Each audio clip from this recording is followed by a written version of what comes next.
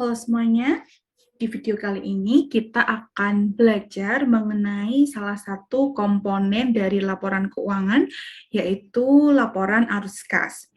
Laporan arus kas sendiri merupakan salah satu materi pada mata kuliah akuntansi keuangan menengah 1, dan saya menggunakan buku Intermediate Accounting second edition karangan Giso, Weigand, dan juga Warfield. Nah, pada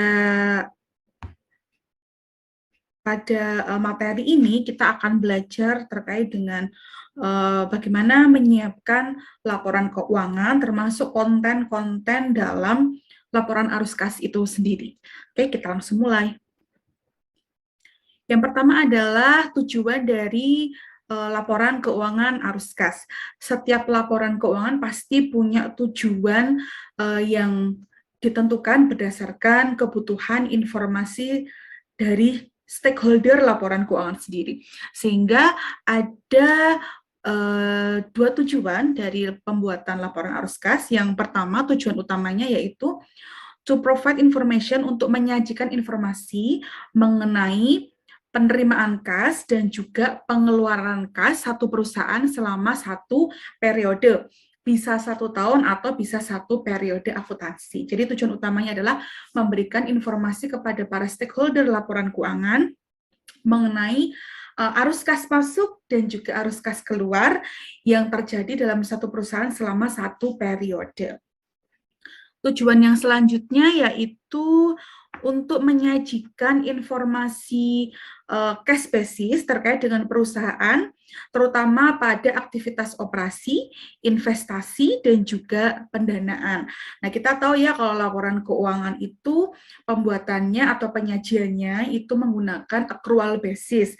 Nah, sedangkan kita pasti bertanya-tanya nih, sebenarnya perusahaan itu dalam 1 tahun tuh berapa sih arus kas masuk dan arus kas keluar dari semua transaksi operasional maupun non operasional perusahaannya gitu ya. Karena kalau kita pakai kalau accrual basis itu kan semua transaksi diakui pada saat terjadinya, bukan pada saat ada kas masuk dan ada kas keluar. Nah, oleh karena itu stakeholder membutuhkan informasi sebenarnya walaupun menggunakan accrual basis, sebenarnya berapa sih aliran kas yang masuk ataupun keluar dari perusahaan.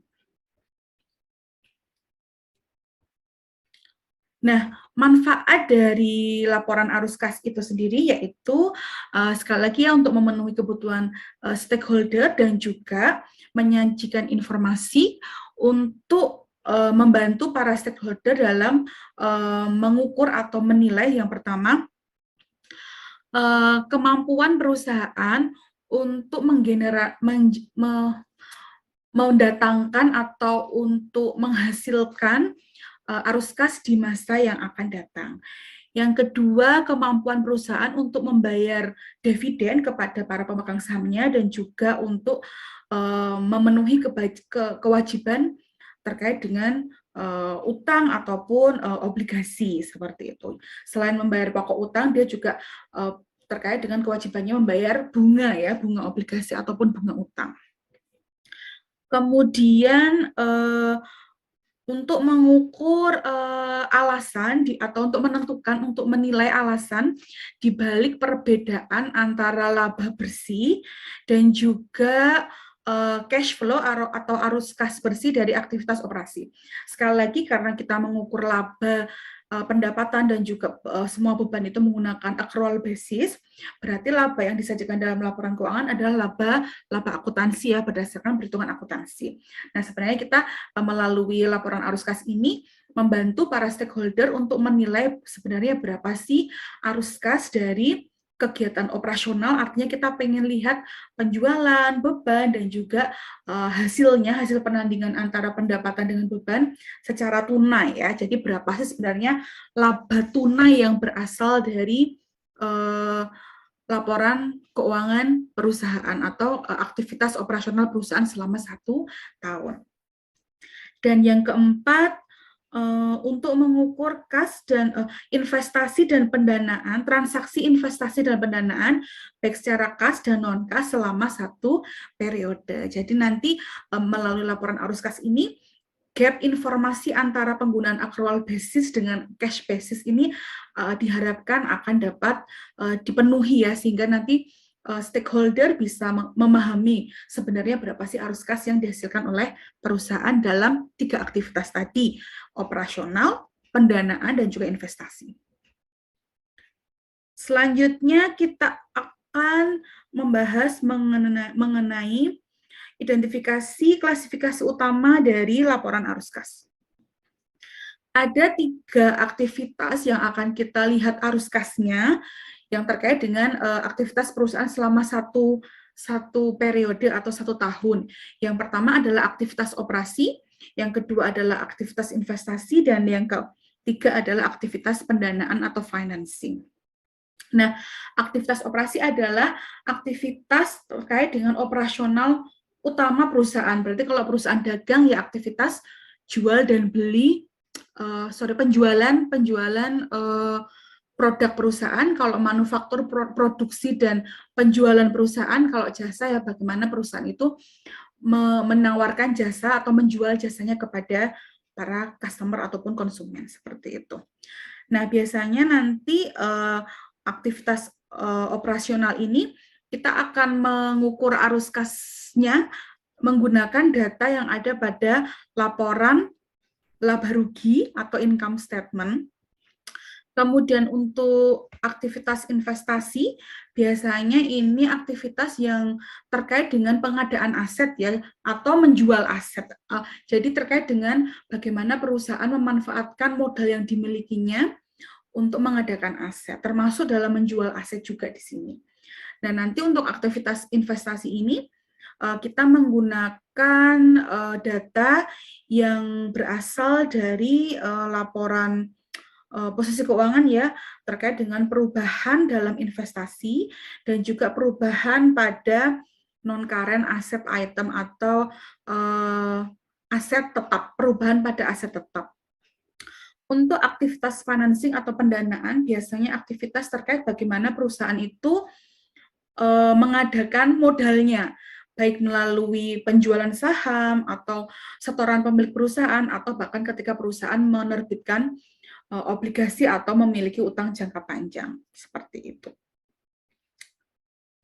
Oke, nanti yang akan kita pakai datanya adalah perubahan pada ekuitas dan juga utang jangka panjang atau non-current liability-nya. Jadi ini adalah klasifikasi 3 aktivitas utama yang nanti akan kita upayakan untuk dapat dibuat sedemikian rupa dalam laporan arus kas. Oke. Nah, untuk aktivitas yang pertama yaitu aktivitas operasional perusahaan, ada beberapa hal yang perlu kita ketahui bahwa informasi yang kita pakai untuk aktivitas operasional ini berasal dari item-item atau elemen-elemen laporan keuangan, yaitu laporan laba rugi. Contohnya di sini adalah untuk arus kas masuknya ada sales of goods or services atau HPP ya. Kemudian from return on loans, interest on equity, securities, dividend. Berarti kalau misalnya kita memperdagangkan surat berharga jangka pendek, biasanya nanti kita akan melihat adanya pendapatan bunga dan juga pendapatan dividen ketika memang perusahaan itu operasionalnya adalah memperjualbelikan surat berharga, seperti itu. Kemudian cash outflow-nya contohnya adalah persediaan, kemudian beban gaji, kemudian pajak, kemudian beban bunga terkait dengan pengadaan sumber daya operasional kepada pihak ketiga, dan beban-beban lainnya. Jadi kalau cash outflow itu lebih ke beban-beban yang terjadi akibat operasional perusahaan. Asalnya informasinya dari laporan laba rugi. Kemudian untuk aktivitas investasi, cash inflow-nya biasanya berasal dari penjualan properti, plant and equipment, atau tanah, gedung, dan peralatan, kemudian penjualan sekuritas utang ataupun sekuritas saham, sekuritas ekuitas, mohon maaf, sekuritas ekuitas dari perusahaan lain yang dimiliki oleh perusahaan. Jadi perusahaan itu kan biasa ya punya investasi gitu kan. Investasi adalah aset ya. Sehingga kalau dia punya investasi pada portofolio, arus kas masuk pada aktivitas investasinya berasal dari penjualan investasi portofolio, baik itu instrumen utang ataupun instrumen ekuitas. Kemudian kas masuknya juga berasal dari collection of principal on loan to other entities. Jadi misalnya kita meminjamkan uang kepada perusahaan lain, bisa dalam bentuk obligasi atau utang atau wesel seperti itu, maka pelunasan pokok utang dari pihak ketiga, dari debitur kita gitu ya, itu akan mendatangkan kas masuk pada aktivitas investasi. Kemudian kas keluar pada aktivitas investasi ini berasal dari pembelian property, plant and equipment, kemudian pembelian investasi surat berharga, dan untuk meminjamkan uang dari kepada pihak ketiga. Nah, semua investasi ini biasanya berasal dari laporan posisi keuangan ya. Biasanya itemnya adalah pada investment dan juga aset jangka panjang atau fixed asset, non-current asset. Sedangkan pada aktivitas pendanaan atau financing, cash inflow-nya biasanya informasinya terkait dengan penjualan sekuritas ekuitas perusahaan kita sendiri, artinya penjualan saham perusahaan kita, kemudian penjualan atau issuance atau penerbitan debt, baik itu obligasi atau bond, dan juga notes atau wesel. Cash outflow biasanya berasal dari pembayaran kita kepada para pemegang saham, yaitu pembayaran dividen, dan juga membayar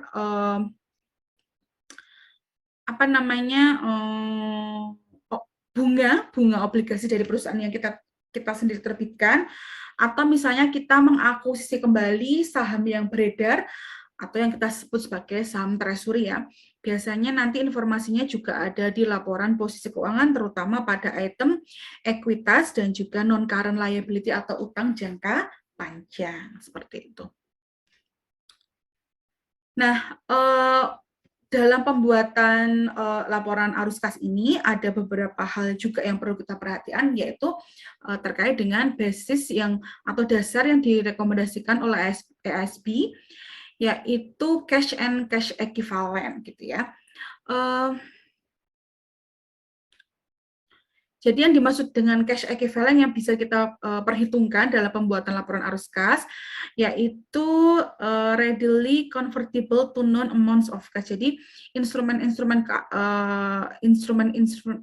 finansial yang sangat bisa atau siap untuk kita konversi menjadi cash. Contohnya misalnya cek gitu ya, terus electronic money, e-money seperti itu, atau alat pembayaran lain selain uang gitu ya, tetapi sangat bisa untuk dicairkan sebagai uang, termasuk piutang. Kemudian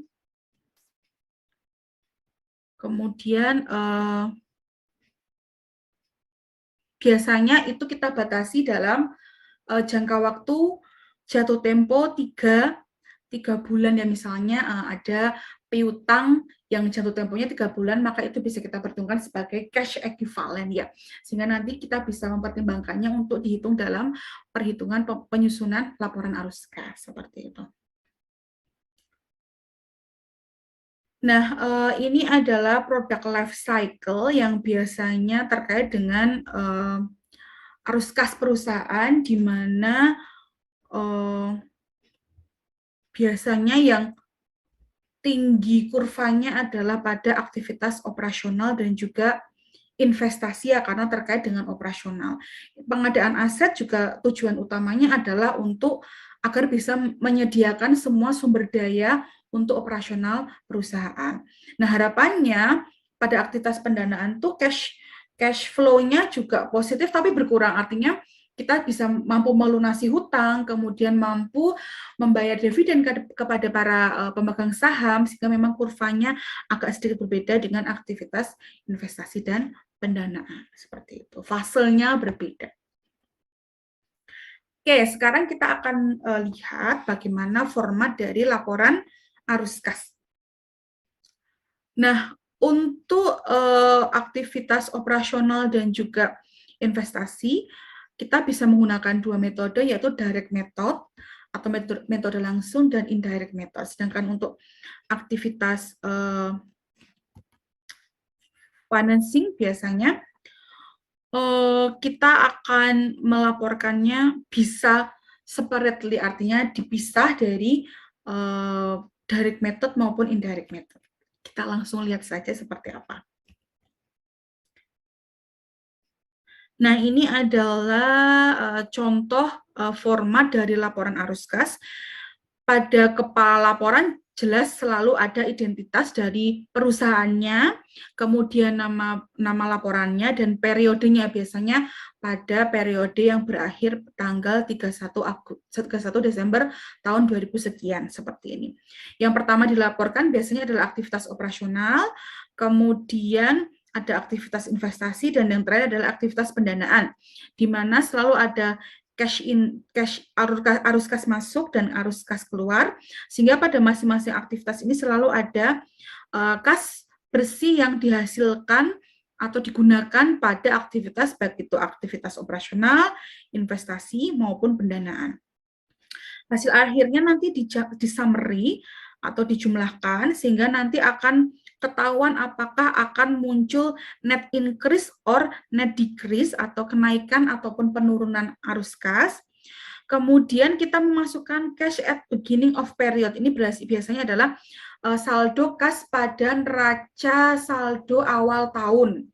Kemudian cash pada akhir periode akan kita perhitungkan sebagai hasil akhirnya, apakah sama enggak dengan laporan kas yang kita sajikan dalam laporan posisi keuangan. Oke, sekarang kita lihat step-step atau tahapan persiapan pembuatan laporan arus kas. Pertama, kita harus menyiapkan dulu sumber informasinya. Yang pertama adalah laporan posisi keuangan komparatif atau Statement of Financial Position Komparatif, artinya laporan posisi keuangan yang menyajikan data tahun berjalan dan tahun sebelumnya. Kemudian current income statement data atau data dari laporan laba rugi komprehensif. Kemudian data transaksi tertentu yang memang patut diperhitungkan dalam pembuatan laporan arus kas.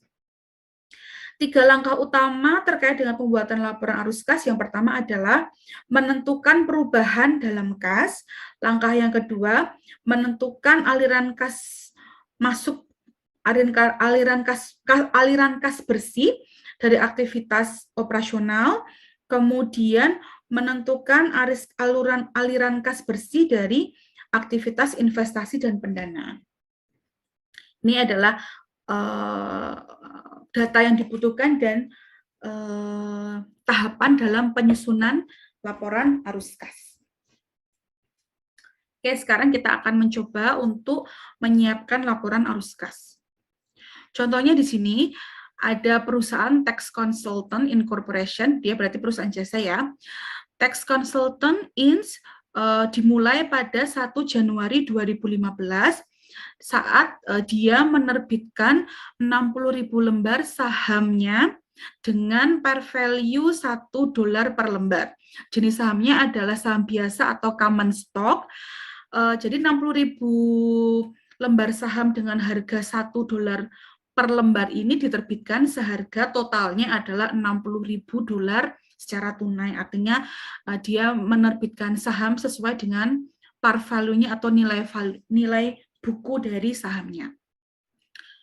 The company rented its office space, jadi perusahaan menyewa kantornya, kemudian furniture dan juga peralatan, dan menyajikan atau menawarkan jasa konsultasi pajak selama tahun pertama.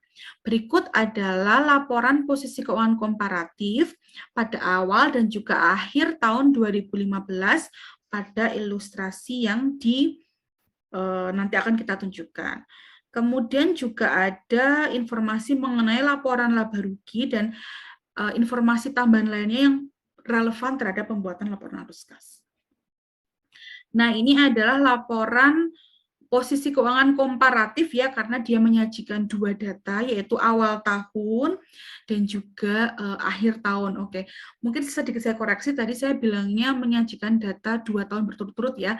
Itu juga bisa kita gunakan, jadi data awal tahun itu bisa juga berasal dari data akhir tahun, tahun sebelumnya. Contohnya misalnya di sini data tanggal 1 Januari 2015 ini, kalau misalnya perusahaan ini sudah berjalan selama beberapa tahun, bisa saja berasal dari data tanggal 31 Desember 2014 seperti itu. Jadi tidak masalah, yang penting ada data awal tahun dan juga data akhir tahun pada tahun berjalan laporan arus kas yang akan kita buat. Di sini ada aset, yaitu ada piutang, pada awal tahun semuanya 0 ya. Pada akhir tahun piutang menunjukkan saldo 36.000, kasnya 49.000, kemudian saham biasanya 60.000, laba ditahan 20.000, utangnya 5.000 ya.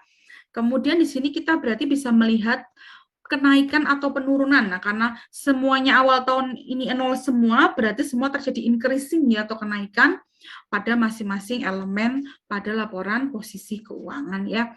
Contohnya piutang usaha berarti naik 36.000, cashnya naik 49.000, dan seterusnya. Kemudian ini adalah laporan laba rugi pada akhir tahun 2015, di mana ada pendapatan, kemudian beban operasional, ini ada laba sebelum pajak, kemudian beban pajaknya, dan laba bersih. Nah, informasi tambahannya bahwa perusahaan telah mendeklarasikan dan membayar dividen selama tahun berjalan, yaitu sebesar $14.000 ya. Itu informasi yang kita butuhkan untuk membuat laporan arus kas. Oke, sekarang kita lihat dulu biasanya yang akan kita lakukan adalah membuat ini ya, kenaikan atau penurunan pada item-item yang kita butuhkan. Di sini misalnya yang pertama menentukan perubahan pada kas. Awal tahun 0, akhir tahun 49.000, sehingga ada perubahannya yaitu kenaikan sebesar 49.000. Nah, setelah itu kita akan mulai membuat laporan arus kas dengan tujuan melihat di perbedaan antara laba bersih yang dihitung dari teknik akuntansi, berarti namanya adalah laba akuntansi, dan juga cash flow atau arus kas dari aktivitas operasional. Oke, langkah selanjutnya adalah menentukan arus kas bersih dari aktivitas operasional.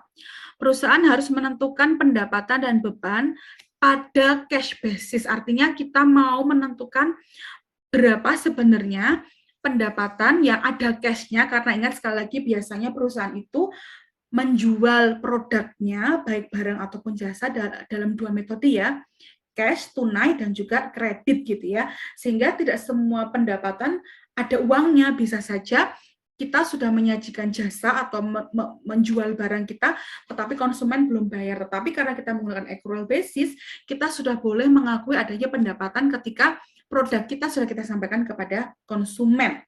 Sehingga kita harus menentukan berapa sih sebenarnya pendapatan cash dan juga beban cash. Karena terkadang kita juga harus segera mengakui beban walaupun kita belum bayar ya, sehingga kita punya utang beban. Contohnya misalnya karyawan cut off perhitungan gajinya adalah tanggal 25 setiap bulan, dan pembayaran gajinya adalah tanggal 1 setiap bulannya, misalnya seperti itu. Sehingga pada tanggal 25 dia cut off, mengakui adanya beban gaji, tetapi baru akan membayar tanggal 1 bulan berikutnya, maka dia juga harus mengakui adanya utang gaji. Kemudian eliminate the effect of income statement transaction that do not result in an increase or decrease in cash. Jadi mengeliminasi efek transaksi pada laporan laba rugi yang tidak mengakibatkan adanya kenaikan ataupun penurunan kas. Dan kemudian langkah selanjutnya convert net income to net cash flow, mengkonversi laba bersih ke dalam arus kas dari aktivitas operasional baik melalui metode langsung ataupun metode tidak langsung, seperti itu. Nah, untuk itu kita harus melihat pengakuan pendapatannya jelas pakai accrual basis ya, termasuk juga pengakuan bebannya, dan kita harus mengeliminasi aktivitas non-cash pada dua transaksi, yaitu pengakuan pendapatan dan juga beban, sehingga nanti kita akan memperoleh net cash flow atau arus kas bersih dari aktivitas operasional.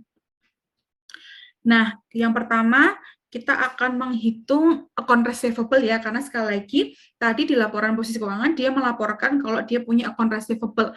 Artinya ada kemungkinan besar bahwa dia juga menyajikan jasa konsultasi pajaknya secara kredit.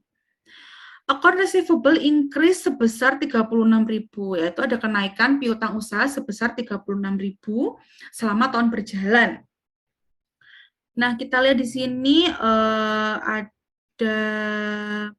jadi total account receivable-nya adalah 125.000, kemudian pelunasan dari pelanggannya 89.000, sehingga memang benar ada kenaikan atau saldo utang usahanya adalah sebesar 36.000.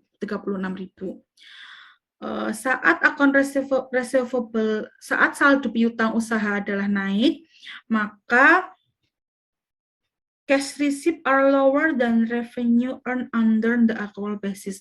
Ketika saldo piutang usaha naik, maka pendapatan cash atau penerimaan kas biasanya lebih rendah nilainya dari pendapatan sesungguhnya yang dihasilkan selama 1 tahun karena menggunakan accrual basis, seperti itu.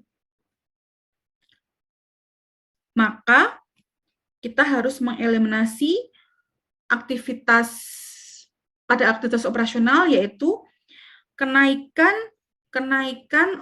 piutang usaha ini akan mengurangi saldo kas pada aktivitas operasional, seperti itu. Nah, sekarang kita lihat dulu ilustrasinya, perhitungan untuk aktivitas operasional. Yang pertama, kita menyajikan data net income atau laba bersih pada laporan laba rugi 34.000. Kemudian ini menggunakan indirect method ya, atau metode tidak langsung ya. Kemudian kita menghitung penyesuaian untuk merekonsiliasi laba bersih ke cash yang dihasilkan dari aktivitas operasional. Kenaikan pada piutang usaha mengakibatkan pengurangan pada net income. Sekali lagi ya, kita ini mau mencoba menghitung berapa sebenarnya arus kas bersih dari aktivitas operasional ya. Berarti kita harus memang hitung sebenarnya pendapatan yang kita peroleh secara tunai itu berapa. Termasuk nanti kita bisa menghitung sehingga bisa menghitung berapa arus kas yang dikeluarkan untuk aktivitas operasional. Nah, karena di sini laba di sini asumsinya adalah laba yang berasal dari penandingan seluruh pendapatan dan juga seluruh beban, baik itu pendapatan tunai dan non-tunai, plus beban tunai dan non-tunai, hasilnya adalah 34.000. Berarti sebenarnya belum tentu laba yang ada cash-nya itu 34.000, bisa saja lebih sedikit ya, karena di sini ada kenaikan piutang usaha. Maka di sini kenaikan piutang usaha sifatnya adalah mengurangi net income pada laporan arus kas aktivitas operasional. Kemudian increase in account payable, artinya kenaikan piutang usaha berarti tidak semua beban itu kita bayar tunai, bisa aja ada beban yang kita nggak bayar tunai. Sehingga kalau ada kenaikan 5.000 pada utang usaha, maka asumsinya adalah sebesar 5.000 beban yang sudah kita akui itu, ada 5.000 yang belum kita bayarkan. Padahal untuk menghitung net income atau laba bersih, kita sudah mengurangkan total beban terhadap total pendapatan. Sehingga kenaikan pada utang itu sifatnya adalah menambah arus kas. 36.000 negatif, 5.000-nya positif, ditandingkan menjadi 31.000 dan sifatnya adalah masih negatif.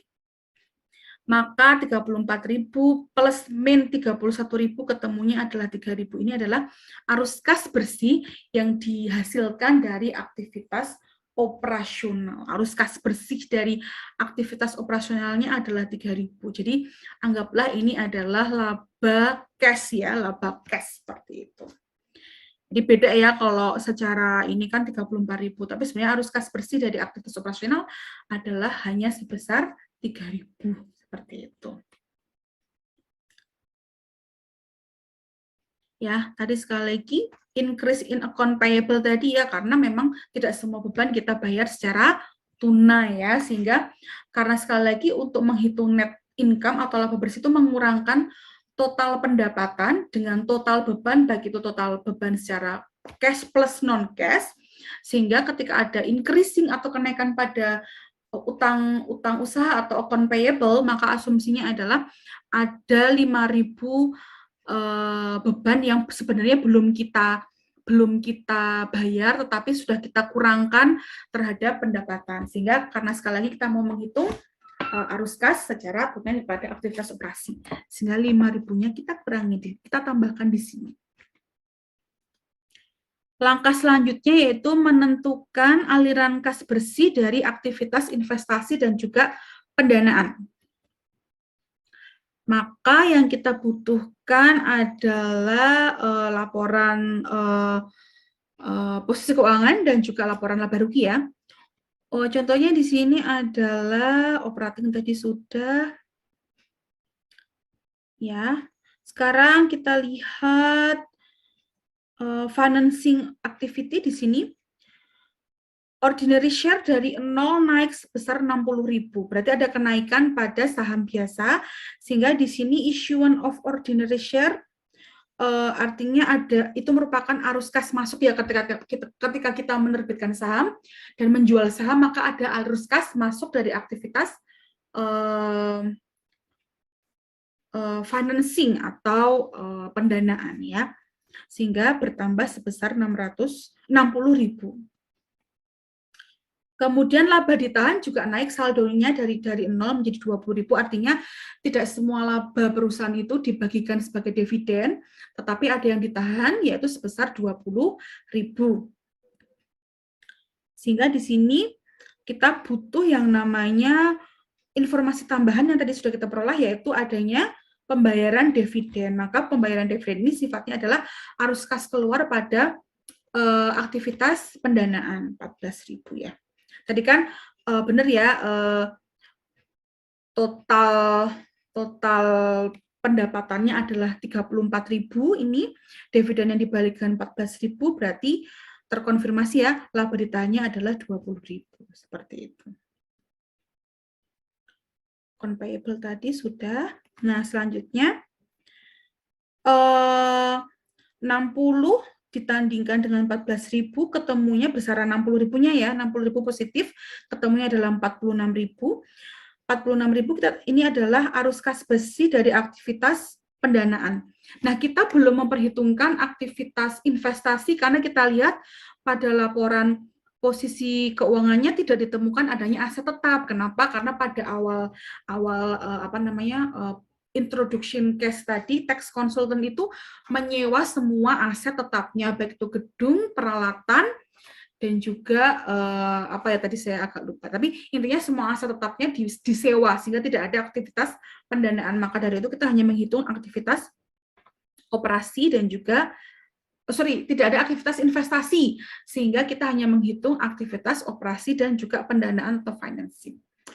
Nah, kita tandingkan lagi plus positif 3.000 yang berasal dari arus kas aktivitas operasional dan positif 46.000 yang berasal dari arus kas pendanaan atau financing, sehingga kita tambahkan ketemunya adalah 49.000.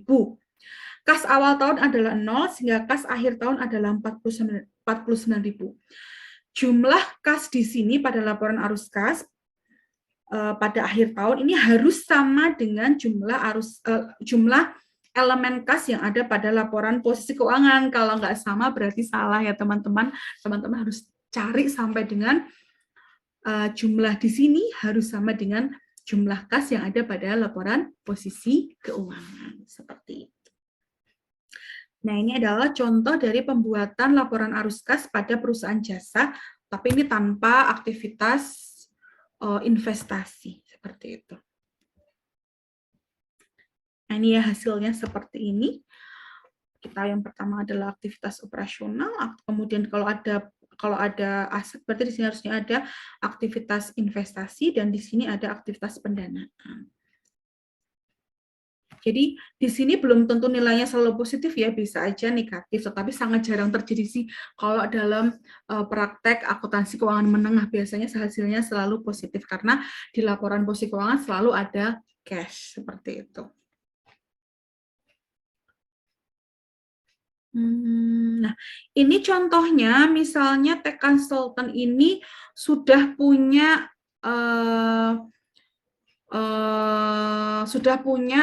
aktivitas operasi selama 2 tahun ya. Tadi kan dibuka awal tahun 2015, yaitu 1 Januari 2015.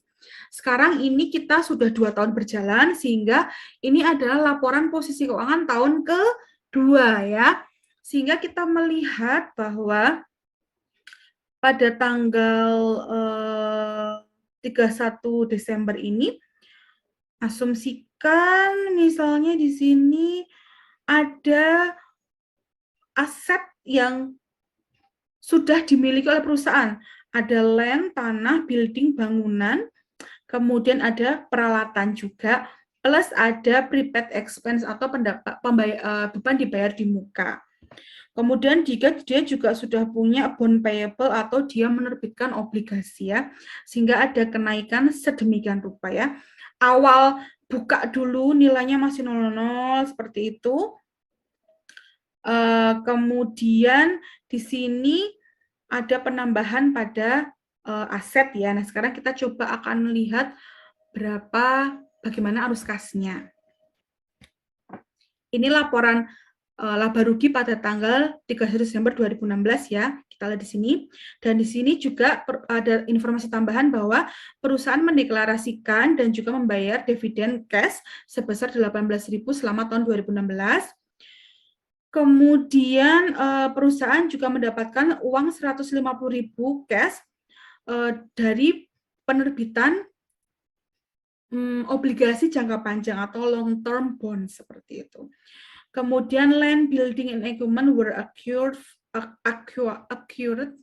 bahasa Inggrisnya Pak ya, acquired for cash, artinya diakuisisi secara tunai ya.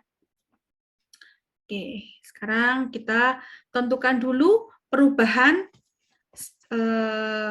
saldonya.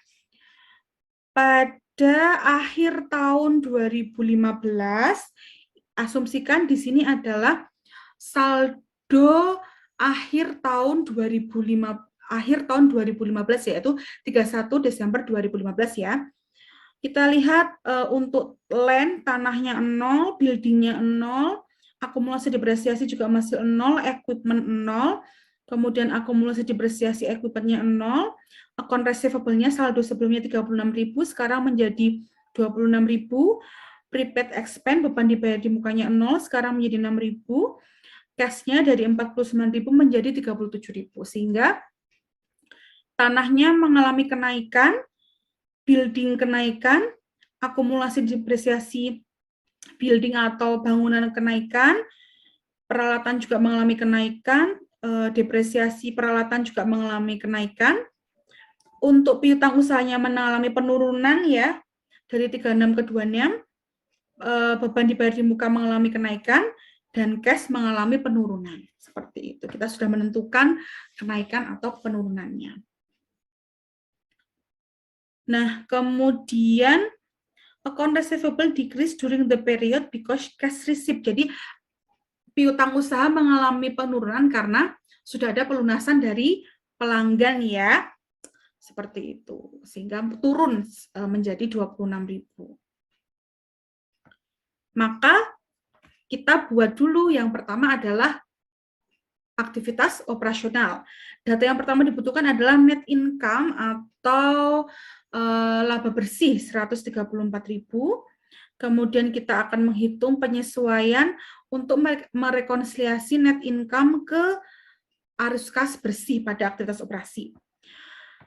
Penurunan piutang usaha artinya ada piutang yang sudah dibayar Berarti dari situ kita lihat bahwa sebenarnya ada laba yang sudah dihasilkan cash-nya gitu ya. Sehingga di sini positif ya, dia akan menambah arus kas.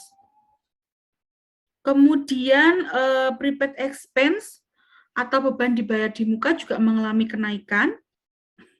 Sehingga prepaid expense ini artinya kita membayar beban ya, membayar beban sehingga dia akan mengurangi arus kas. Dia arus kasnya adalah arus kas keluar. Sorry, kita bisa mengasumsikan bahwa kalau tidak ada kurungnya berarti ini adalah arus kas masuk gitu ya, mohon maaf. Kemudian kalau dikurung berarti dia arus kas keluar ya. Kemudian account payable ini mengalami kenaikan dari 5.000 menjadi 40.000 ya. Berarti ada beban yang belum terbayar ya, sehingga ini ada arus kasnya adalah arus kas kita tadinya sudah mengurangkan beban terhadap net income, terhadap pendapatan, sehingga sebenarnya sebenarnya tuh ada beban yang belum dibayar secara tunai gitu ya, sehingga kita akan menambahkan kenaikan pada utang usaha ini pada arus kas aktivitas operasional. Kita tandingkan, kita jumlahkan arus kasnya masuk 10.000 plus 35.000 dan ada arus kas keluar 6.000, maka totalnya adalah sebesar belum selesai, mohon maaf. Belum selesai ya perhitungannya, sorry. Terus ada lagi perhitungan depresiasi ya. Depresiasi adalah beban yang sebenarnya tidak mengeluarkan kas, karena itu kita hanya mencatat nilai dari aset yang didepresiasi atau yang aset yang disusutkan menggunakan perhitungan akuntansi. Padahal depresiasi itu digunakan untuk menghitung laba ya, pendapatan kurangi total beban termasuk total beban depresiasi. Sehingga ada depresiasi expense sebesar 21.000 ini sebenarnya kita catat sebagai pengurangan pendapatan untuk menghitung laba. Padahal nggak ada kas yang keluar. Sehingga kita harus mengembalikan adanya saldo 21 pada pendapatan ya, pada laba. Sehingga di sini depresiasi juga merupakan menambah aliran kas masuk pada aktivitas operasional. Karena memang beban depresiasi itu nggak ngeluarin duit ya bayarnya, karena kita hanya mengalokasikan aset yang sudah kita rasakan manfaatnya menjadi beban depresiasi. Sehingga aliran kas masuknya ada 21.000 plus 10.000 plus 35.000. Aliran kas keluarnya 6.000, kalau ditandingkan, dijumlahkan ketemunya adalah 60.000. Dan dia positif, sehingga aliran kas bersih yang dihasilkan dari aktivitas operasi adalah sebesar 194.000 seperti itu. Jadi net income-nya itu lebih besar ya, karena tadi ternyata kita mengurangi depresiasi, kemudian ada pembayaran dari pelanggan, terus ada utang yang sebenarnya belum kita bayar. Jadi aliran kas bersih kita dari aktivitas operasi adalah sebesar 194.000. Nah, sekarang kita menghitung aktivitas investasi dan pendanaan. Sekarang udah ada investasi ya, karena kita sudah punya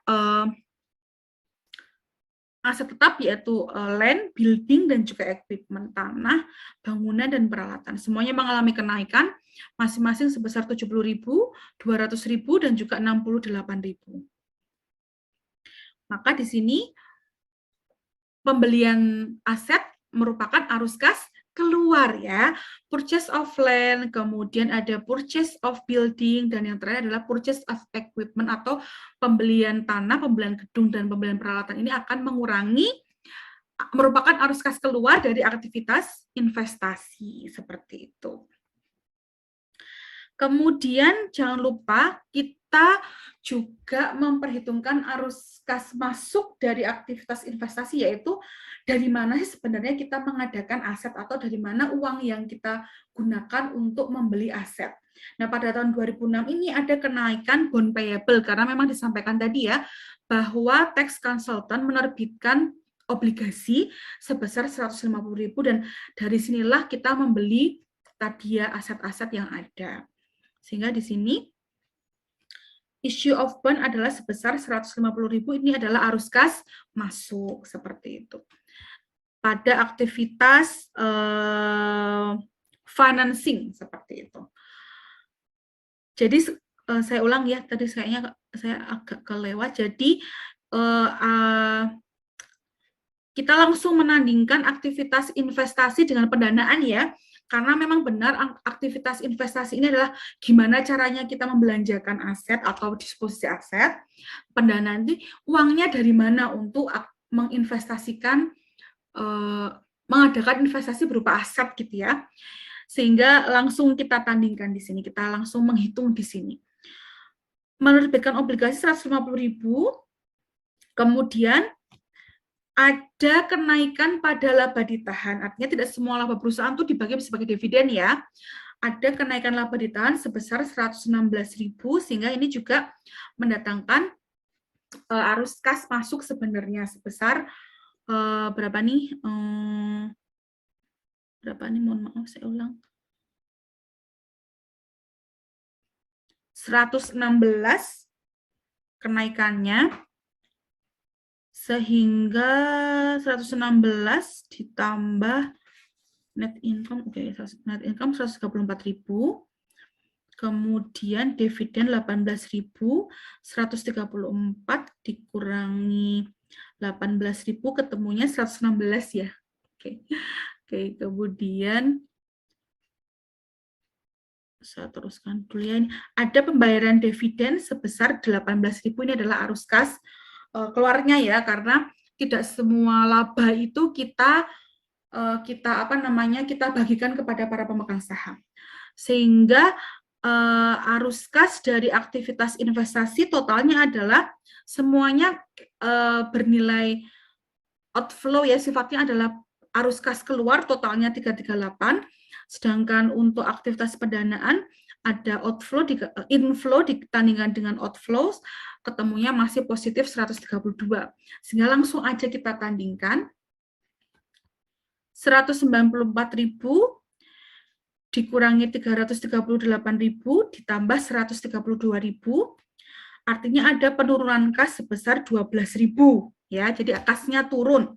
Kemudian kas pada awal tahun adalah 49.000, sehingga kas pada tanggal 31 Desember adalah sebesar 37.000. 37.000 ini hasilnya harus sama dengan nilai kas yang ada pada laporan posisi keuangan ya. Karena itu sebagai cross check kita apakah kita sudah benar dalam memperhitungkan hasil akhir dari laporan arus kas, seperti itu.